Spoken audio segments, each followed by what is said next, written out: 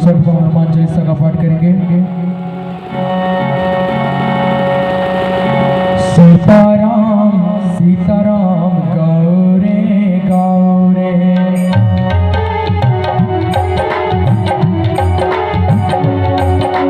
सीताराम सीताराम गौरे गौरे, सीताराम सीताराम गौरे। हमारे राम जी सो, हमारे राम जी सो, हमारे राम जी सो राम राम।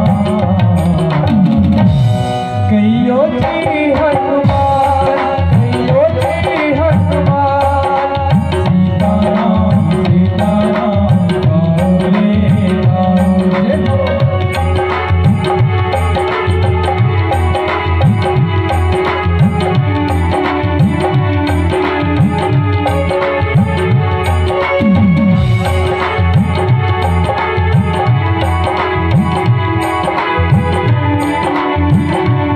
गौरे।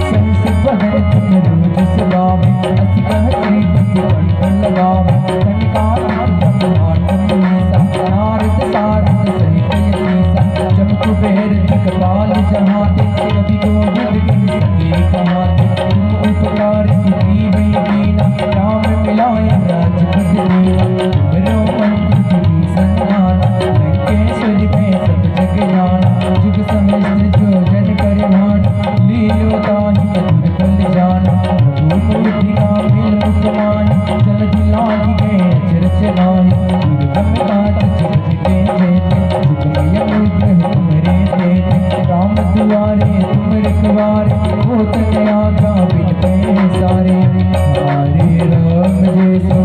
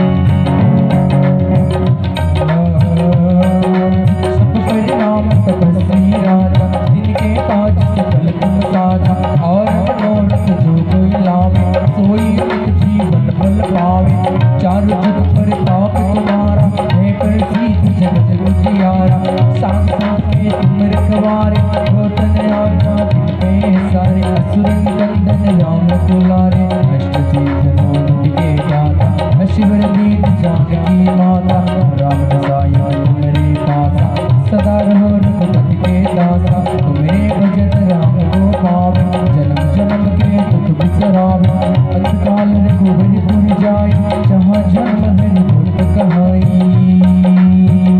हमारे राम जैसो हमारे राम जैसो हमारे राम जैसो राम राम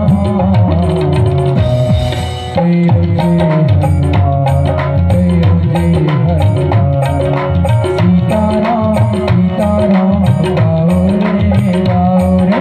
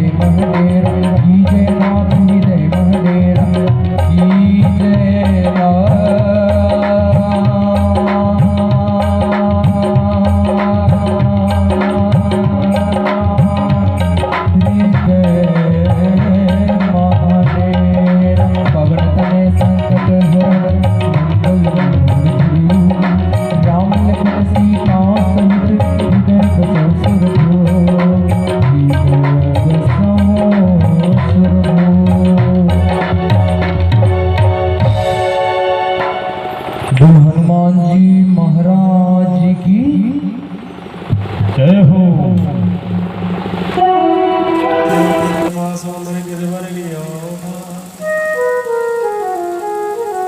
तो मेरे गोविंद ने कहा कछु तो बल माखन को पड़े जो मैंने माखन चुरा चुरा करके खाया था कुछ बल तो उसका पड़ा कछु गोपन करी सहाय। जो तुम सब ब्रजवासी मेरी तरफ जो देख रहे हैं ना तो तुम्हारे देखने से जो तुम्हारी शक्ति थी वो मेरे अंदर आ गई। ब्रजवासी कहने लगे लाला कभी तेने माखन को चुरायो कभी शक्ति को चुरायो कभी चीर को चुरायो और अब तू शक्ति भी चुराने लगो। अरे हम कभी तो कहे कि इतना दूध दही माखन खामे हम इतने कमजोर कैसे हैं क्योंकि तूने हमारी शक्ति को चुरा लिया है। और मेरे गोविंद ने कहा कि सबसे बड़ी कृपा मेरे ऊपर राधे राधे की है और उन्हीं की कृपा से मैंने गिरिराज जी को अपने अखारविंद में धारण कर रखा है। ब्रज में 7 दिन और 7 रात घनघोर वर्षा हुई लेकिन जल की एक भी बूंद नहीं आई। अब वो जल गया तो कहां गया।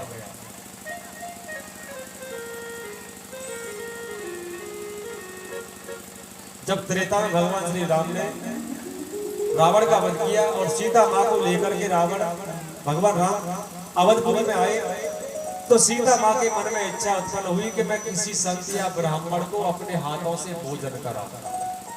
भगवान राम से कहा प्रभु आप किसी संत या ब्राह्मण को निमंत्रण देकर के आओ। एक बार दुर्वासा मुनि गिरजा मैया के पास पहुंचे और गिरजा मां के पास जाकर के कहा कि भैया मैं तुम्हारे पुत्र गिरिराज के ऊपर बैठ करके तपस्या करना चाहता हूं और तुम्हारे पुत्र को मैं काशी में लेकर के जाना चाहता हूं। गिरजा भैया कहने लगी कि दुर्वासा मुनि यह तो मेरा पुत्र तुम्हारे साथ जाने के लिए तैयार हो जाए तो आप मेरे पुत्र को गिरिराज को ले जाओ। जब दुर्वासा मुनि ने गिरिराज पर्वत से पूछा कि मैं तुम्हारे ऊपर बैठ करके तपस्या करना चाहता हूं और आप मेरे साथ काशी के लिए चलो, बाबा भोलेनाथ की नगरी में चलो। तो गिरिराज महाराज ने एक शर्त लगाई कि तुमने मुझे बीच में कहीं रख दिया फिर दोबारा से मैं वहां से नहीं उठूंगा। और इसी शर्त पर गिरिराज जी महाराज वहां से दुर्वा समिति अपनी हथेली पर गिरिराज जी महाराज को लेकर के आगे बढ़े। और जैसे ही ब्रजधाम से निकले तो गिरिराज जी महाराज का मन मचल गया। और उसी समय अगस्त मुनि को शौच आदि क्रिया से निवृत्त होना था। तो अगस्त मुनि ने गिरिराज जी को ब्रज में रखा, शौच आदि क्रिया से निवृत्त हुए। और कुछ देर के बाद जब दोबारा से गिरिराज जी को उठाया तो गिरिराज जी वहीं पर स्थापित हो गए। और वहीं पर अगस्त मुनि ने श्राप दिया कि जाओ, मैं तुम्हें श्राप देता हूं कि एक तिल के बराबर तुम रोज पृथ्वी में धंसते रहो। पहले गिरिराज जी बहुत ऊंचे थे, लेकिन संत का श्राप लगा तो हर रोज एक तिल के बराबर अंदर पृथ्वी में गिरिराज जी धंस जाते हैं। तो मेरे गोविंद ने कहा कि हमें पूजा करनी है ना, तो अपने गिरिराज जी महाराज की पूजा करनी चाहिए। ब्रजवासियों ने कहा कि लाला, हम इंद्र की पूजा हमारे पूर्वज करते हुए आए हैं, तो हम तुम्हारे कहने से गिरिराज की पूजा कैसे कर दें। जब मेरे गोविंद कनवा जी महाराज जिद करने लगे तो ब्रजवासियों ने कहा कि लाला, हम तेरे कहने से गिरिराज महाराज की पूजा तो करेंगे, लेकिन तेरे भगवान को हम सबके सामने प्रकट होना पड़ेगा। अरे हम वर्षों से इंद्र की पूजा करते हुए आ रहे हैं, लेकिन कभी हमने इंद्र को देखा नहीं कि इंद्र कैसा है। और तू चाहता है कि तेरे भगवान की पूजा करें, तो तेरे भगवान को हम सबके सामने प्रकट होना पड़ेगा। और मेरे गोविंद ने कहा कि ब्रजवासियों, मेरे भगवान तुम सबके सामने प्रकट हो जाए। दूसरे ब्रजवासी ने कहा कि केवल प्रकट होकर के काम नहीं चलेगा, हमारे हाथों से जैसा भी हम टूटा फूटा, जैसा भी हम प्रसाद लेकर के चल रहे हैं ना, वैसे ही प्रसाद का भोग लगाना पड़ेगा। मेरे गोविंद कहने लगे कि ब्रजवासियों, जैसा भी तुम भोग लेकर के जाओगे, मेरे गिरिराज जी महाराज रुच रुच होकर के उसका भोग लगाएंगे। बोलना पड़ेगा राधे राधे। और उसके बाद आज सभी ब्रजवासियों ने 7-7 गाड़ी पकवान बनाया। और पकवान बना करके ब्रजवासी जब गिरिराज जी के सामने पहुंचे और मेरे गोविंद जब खड़े हुए तो ब्रजवासियों ने पूछा, लाला कहाँ है तेरा भगवान। मेरे गोविंद ने कहा, जो सामने आपको दिखाई दे रही है ये तो मेरे भगवान है। ब्रजवासियों ने कहा, लाला अरे कनुआ तू तो या पहाड़ को भगवान बता रहे हो है? अरे ये भगवान है या पहाड़ है? मेरे गोविंद ने कहा, ब्रजवासियों ऐसा नहीं कहते, ये तो साक्षात देवता है। और वास्तव में सत्य बात है, जिस गिरिराज जी को मेरे गोविंद ने अपनी उंगली पर उठाया था, वही गिरिराज जी आज भी उन्हीं के दर्शन मिलते हैं। आप वृंदावन में जाओगे तो आपको सब कुछ बदला हुआ दिखाई पड़ेगा, लेकिन गिरिराज जी वही गिरिराज जी है जिसे मेरे गोविंद ने अपनी उंगली पर धारण किया था। उसमें कोई भी उलटफेर नहीं हुआ है और सब कुछ बनावटी हो गया। पूरा वृंदावन बनावटी बना दिया है। बड़ी बड़ी बिल्डिंगें बनी हुई है, मॉल बने हुए हैं, पार्किंग बनी हुई है, लेकिन जो गिरिराज जी है वो वैसे के वैसे ही है जो द्वापर में भगवान श्री कृष्ण ने अपनी उंगली पर उठाया था।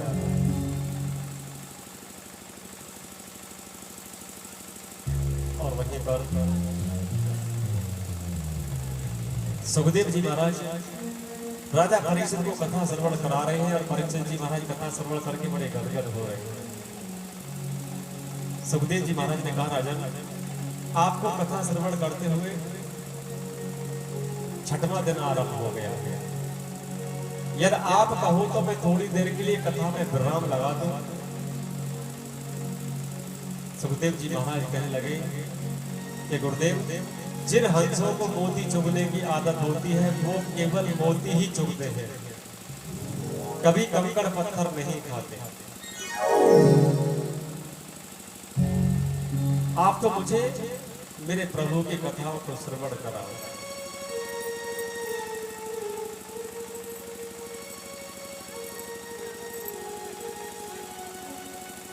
तो सुखदेव जी महाराज बड़े प्रसन्न हुए।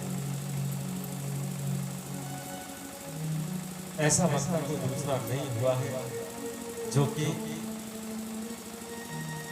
श्रीमद् भागवत कथा का बड़े सुंदर शब्दों में वर्णन कर सके।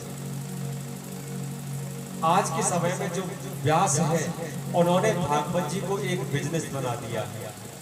उन्हें इस बात से मतलब नहीं कि परीक्षित जो बना है उसको कुछ फल मिलेगा या ना मिलेगा, उससे मतलब होता है केवल मेरी जेब भरनी चाहिए। एक बिजनेस बना दिया है, जबकि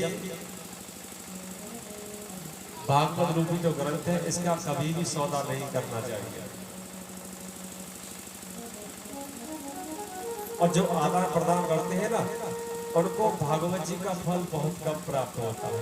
कुछ लोग तो समझते हैं कि भाई हम जो भागवत करा रहे हैं इससे हमारा नाम हो जाएगा कि भाई उस आदमी ने गांव में कथा कराई।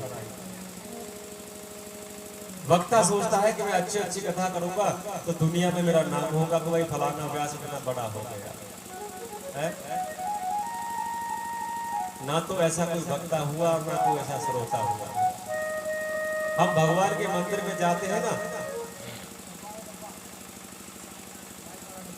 भगवान की सेवा पूजा करते हैं तो केवल अपने स्वार्थ के लिए करते हैं। भगवान के मंदिर में गए, अगरबत्ती का धुआं सुनाया, दो चनौरी डाली और बदले में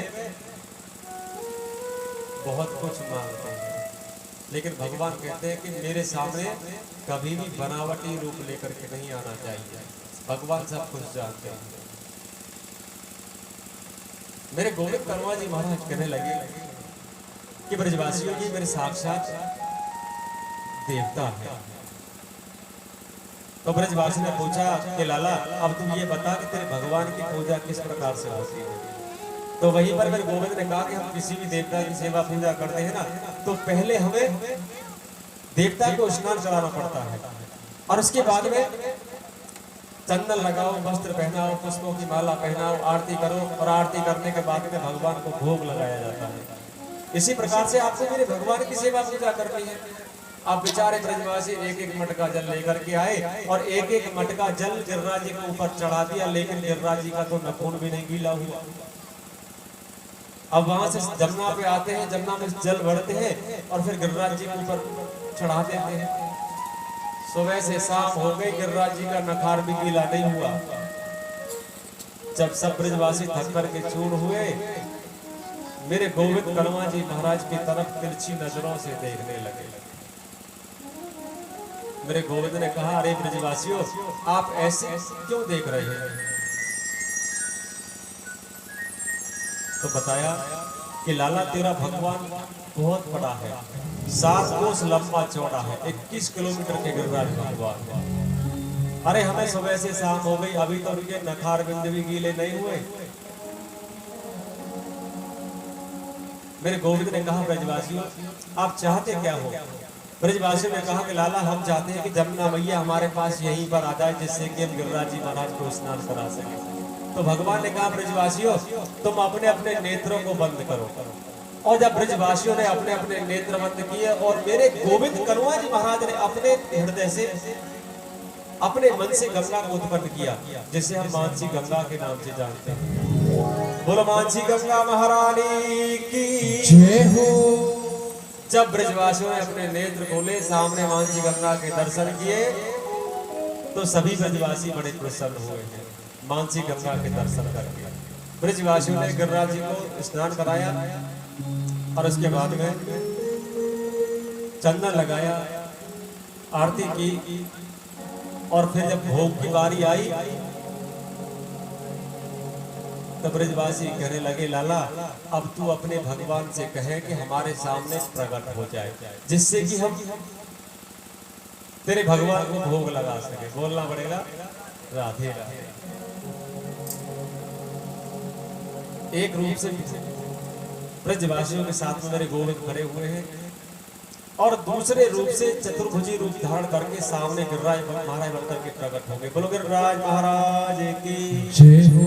जब ब्रजवासियों ने देखा तो ब्रजवासी कहने लगे, चोरे लाला हमें तो ऐसा लगे जैसे हमारे कनुआ के ही 4 हाथ हैं और सामने खड़े कर दियो है, या को मुंह तो बिल्कुल तेरी तरह दिखाई पड़े है। मेरे गोविंद ने कहा ब्रजवासियों ऐसा नहीं कहते, अरे ये तो साक्षात देवता है। और तुमने पूछा कि मेरा मुख भगवान से कैसे मिलता है, तो मेरे गोविंद ने कहा कि जिस गाय का दूध मैं पीता हूँ ना, उसी दूध का मैं भोग अपने गिरिराज महाराज को लगाता हूँ। तो आपको ऐसा लगता है कि हम दोनों का मुख एक जैसा है। अब गिरिराज जी महाराज कहने लगे ब्रजवासियों मुझे बड़ी जोर से भूख लगी है, कुछ खाने के लिए दो। अब ब्रजवासी जो पकवान लेकर के गए थे वही पकवान गिरिराज जी महाराज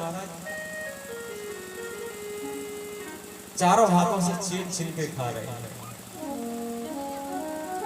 कितनी सुंदर झांकी। आप इस झांकी को अपने हृदय में उतार करके देखो कि एक रूप से अपने आप को पूजवा रहे हैं और दूसरे रूप से पूज रहे हैं। एक रूप से पूज रहे दूजे रहे पूजा। और ब्रजवासी से मेरे कहा मांग मांग के खा। आज सभी से मांग मांग करके मेरे गिरिराज जी महाराज के भोग ग्रहण कर रहे हैं। और जितना पकवान लेकर के ब्रजवासी गए थे सब पूरा पकवान गिरिराज महाराज चट कर गए। एक दाना भी नहीं छोड़ा। एक ब्रजवासी ने कहा लाला हमें तो ऐसा लगे है कि तेरो भगवान काफी समय से भूखो है, अरे याने तो हमारे लिए प्रसाद भी नहीं छोड़ो।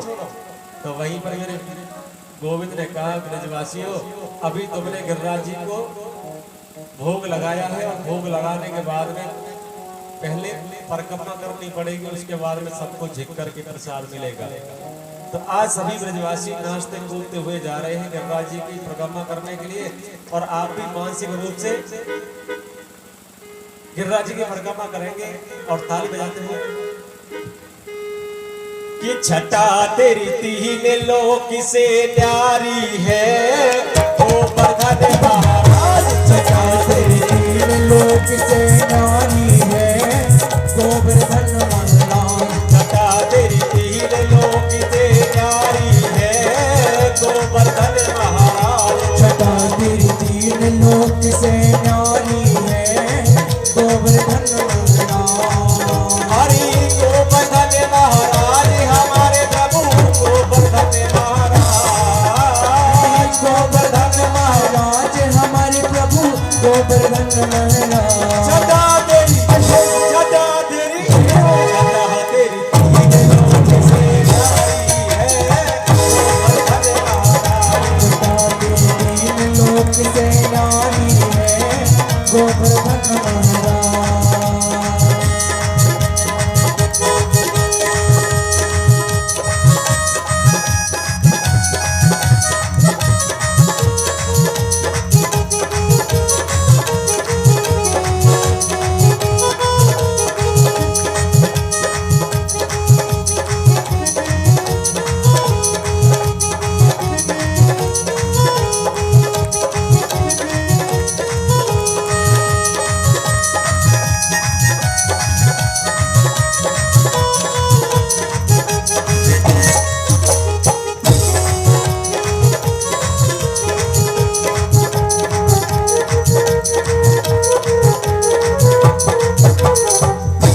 मानसी गंगा को स्नान मानसी गंगा को स्नान। मानसी गंगा को स्नान मानसी गंगा को स्नान। करो फिर चकिलेश्वर को ध्यान। करो फिर चकिलेश्वर को ध्यान। करो फिर चकिलेश्वर को ध्यान। करो फिर चकिलेश्वर को ध्यान। दान घाटी पे नदी को दान। दान घाटी पे नदी को दान।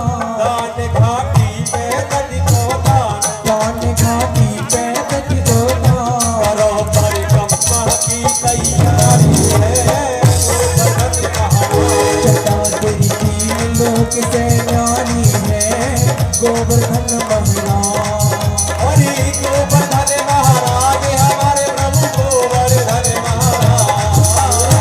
गोवर्धन महाराज हमारे प्रभु गोवर्धन महाराज। छटा तेरी छटा तेरी छटा तेरी तीन लोक से न्यारी है गोवर्धन महाराज। छटा तेरी तीन लोक से न्यारी है गोवर्धन महाराज। जय हो।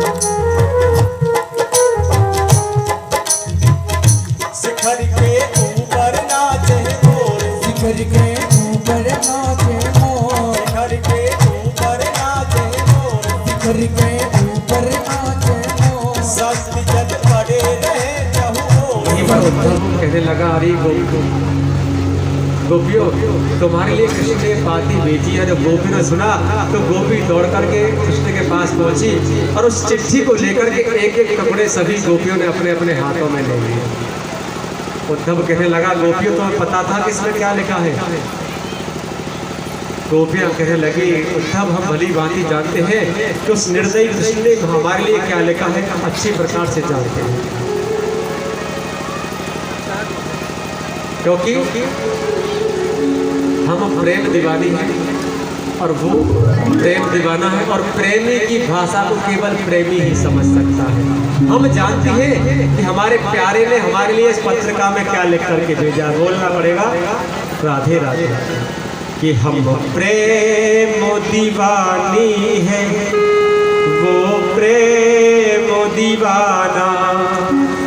हम प्रेम दीवानी है, वो प्रेम दीवाना।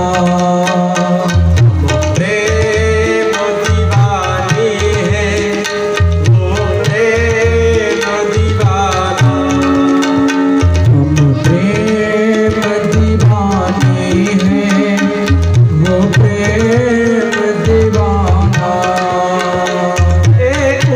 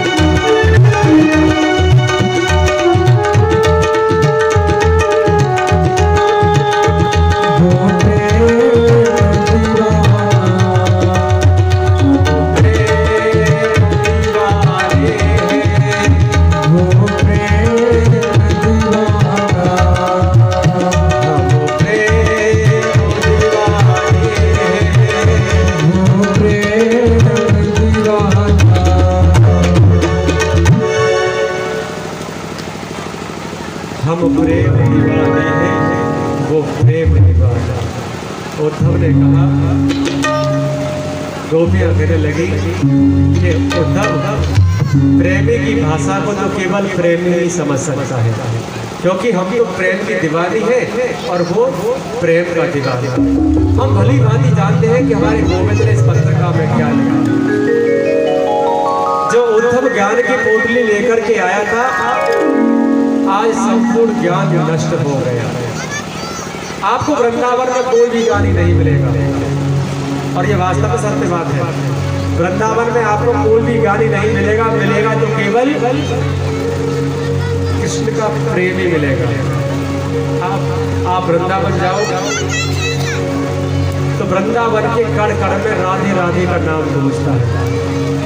आप ऑटो रिक्शा में बैठ जाओ और सामने से कोई व्यक्ति आ जाएगा तो कोई बोलेगा राधे, सामने से राधे राधे।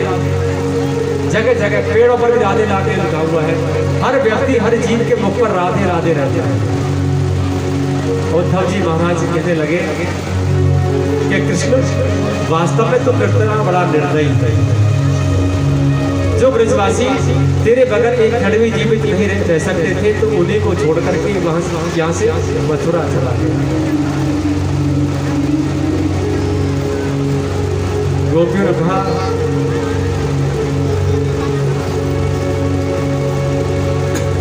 उद्धव, ये जो वृंदावन है ना, ये प्रेम की एक पाठशाला है।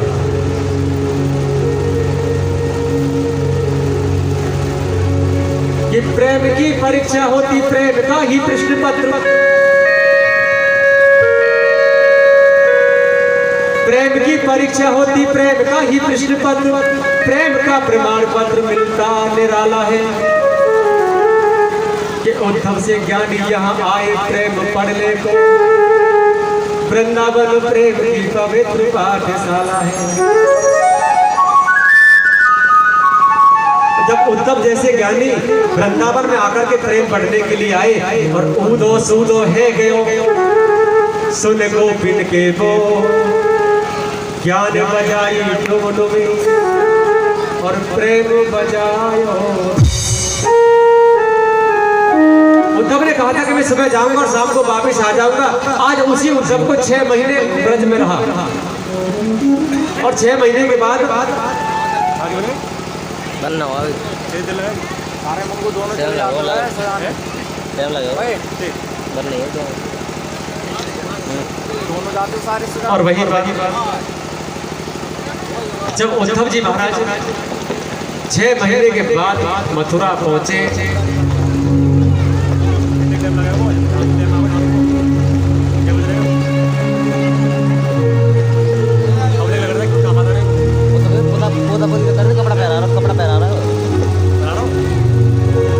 और वहीं पर जब मेरे गोविंद के पास उद्धव पहुंचा, उद्धव ने कहा, अरे कृष्ण, तुम तो वास्तव में बहुत बड़े निर्दयी हो, और ब्रजवासियों और गोपियों को तुम वृंदावन छोड़ करके यहाँ बड़े प्रेम के साथ रहते हो। मेरे गोविंद कर्मा जी महाराज कहने लगे, अरे उद्धव, जिन गोपियों से तुम मिलकर के आए हो ना, वास्तव में ये गोपी नहीं है। आज उद्धव को अपने पास में बुलाया, उद्धव से कहा, उद्धव तुम अपने नेत्रों को बंद करो। जब उद्धव ने नेत्र 17 बार मथुरा पर चढ़ाई की, और मेरे गोविंद कर्मा जी महाराज ने 17 बार जरासंध की सेना को हरा करके वहां से भगा दिया।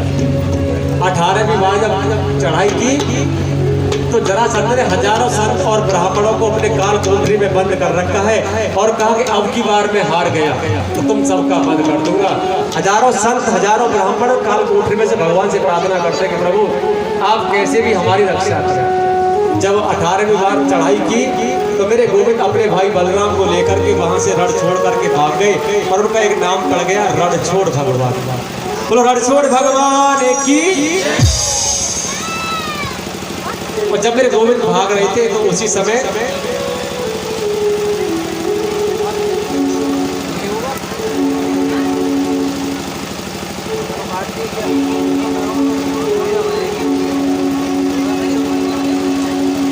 मुझको तुम पर कृपा, और मुचकुंद पर कृपा करते हुए सीधे द्वारका में पहुंचे और द्वारका में जाकर के मेरे गोविंद ने द्वारका का निर्माण कराया। मुचकुंद जी महाराज जो थे उनको वरदान था, वो त्रेता युग से सो रहे थे और भगवान राम का वरदान था कि जो भी उन्हें कोई जगाएगा और मुचकुंद के नेत्र खुलते ही जिसे देखेंगे वो जलकर के भस्म हो जाएगा। तो भगवान श्री कृष्ण के पीछे कालियावन नाम का दैत्य भाग रहा था और भगवान गुफा में पहुंचे जहाँ मुचकुंद जी सो रहे थे और अपना दुपट्टा जाकर के मुचकुंद के ऊपर डाला और कालियावन को लगा कृष्ण कितना बड़ा ढोंगी है जो यहाँ आकर के सोने का ढोंग कर रहा है, और सोते हुए मुचकुंद के ऊपर चढ़ने का प्रहार किया। और जैसे मुचकुंद के नेत्र खुले कालियावन को देखा तो कालियावन जलकर के मृत्यु को प्राप्त हो गया। अरे बोलना तो पड़ेगा राधे राधे। मेरे गोविंद ने मुचकुंद पर कृपा की। उसके बाद में पहुंचे द्वारका, द्वारका का निर्माण कराया। इधर कुंदनपुर की राजकुमारी जिसका नाम हुआ कुंदनपुर के राजा भीष्मक और भीष्मक की पुत्री हुई रुक्मिणी। जब विवाह के योग हुई तो रुक्मी अपनी बहन रुक्मिणी का विवाह शिशुपाल के साथ करना चाहता था, लेकिन रुक्मिणी मन ही मन भगवान श्री कृष्ण से प्रेम करती थी। अपनी भाभी के पास पहुंची और जाकर के पत्रिका लिखी कि गोविंद आप नहीं आओगे तो मैं मर जाऊंगा। ब्राह्मण देवता पत्रिका को लेकर के द्वारका में पहुंचे।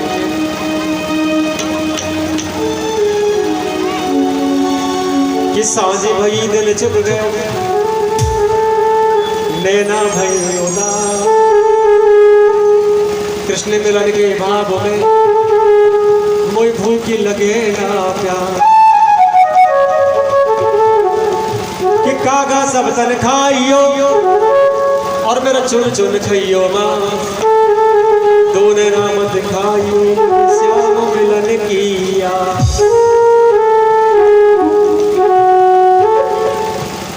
अभी आपके सामने भगवान द्वारकाधीश और रुक्मिणी माँ की बड़ी सुंदर सी झांकी आपके मध्य में आ रही है।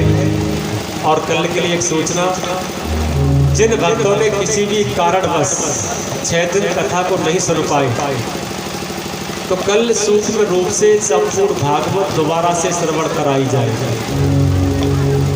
भगवान के 16,108 विवाहों का वर्णन, सुदामा चरित्र। सुदामा जी महाराज अपने मित्र द्वारकाधीश भगवान से मिलने के लिए द्वारका जाएंगे और अपने साथ में 3 मुट्ठी तंदूर लेकर के गए थे, चावल लेकर के गए थे। तो आप लोग जब कल आए, जैसी आपकी श्रद्धा है चावल जरूर लेकर के आए, बोलना पड़ेगा राधे राधे। जब भी हम किसी संत या ब्राह्मण से कथा श्रवण करते हैं, कथा श्रवण करने के बाद में हमें दक्षिणा भी देनी पड़ती है, तभी हमें कथा श्रवण करने का फल प्राप्त होता है। तो कल इसी समय भागवत जी की इन ब्रजवासियों की विदाई होगी। आप सभी मिलकर के यहाँ इन सब की विदाई करेंगे।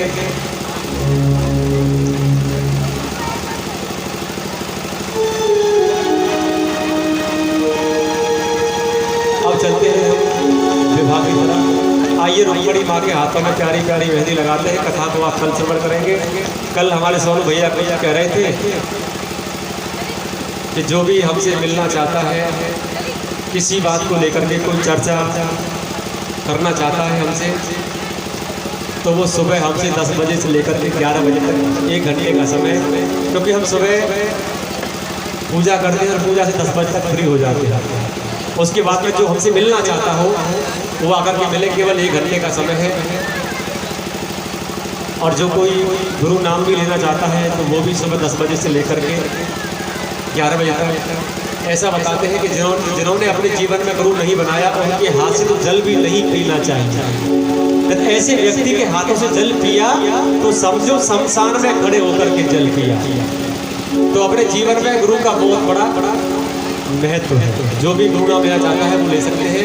अब चलते हैं रुक्मिणी माँ के हाथों में मेहंदी लगाएंगे। जिनको भी भंडारे में सामग्री देनी है अब कल ला सकते हैं।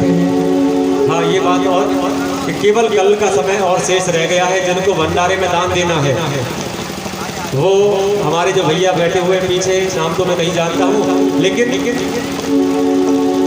उनके पास रसीद जरूर प्राप्त करें। और जिनको भी कथा के मध्य में दान देना है, पंडाल में रांझे श्यामले रसीद लेकर के बैठे हुए हैं, आप उनके पास जाकर के अपना दान दे करके नाम लिखा सकते हैं। जय श्री राधे, जय जय श्री राधे। इस कथा के मध्य में कुछ दानदाताओं ने अपने नाम जुड़वाए हैं।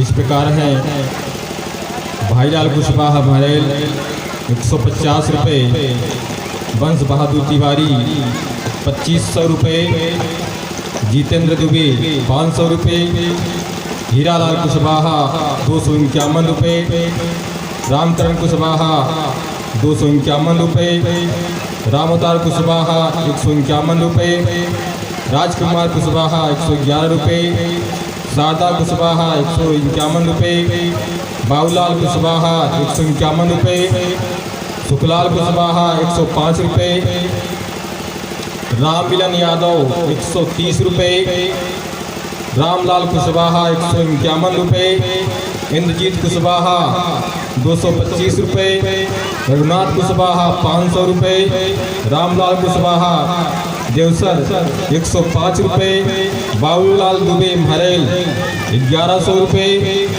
राम खिलामन कुशवाहा 511 रुपये, मंधारी साके 511 रुपये, राधे कुशवाहा 351 रुपये, शिवशरण मारिया महरैल 100 रुपये, भगवान दास प्रजापति महरैल 111 रुपये, गोविंद प्रसाद कुशवाहा गिरहिया 151 रुपये, हिंसलाल तिवारी गिरहिया 251 रुपये, ब्रजभान कुशवाहा महरैल 105 रुपये, गुलाब कुशवाहा महरैल, इनमें शायद कुछ राशि नहीं छोड़ी गई है। सियाराम कुशवाहा महरैल 250 रुपये, शिवशंकर कुशवाहा गिरहिया 100 रुपये, बालेंद्र पोल बरका 51 रुपये, ध्रुव गुप्ता महरैल 110 रुपये, बाल गोविंद जायसवाल बरकी टोला 151 रुपये, सदाब्रज कुशवाहा महरैल 101 रुपये। आकर धन पवित्र कर दान, मन पवित्र हरि भजन करो, होत त्रिविध कल्याण। जय हो। श्री राधे।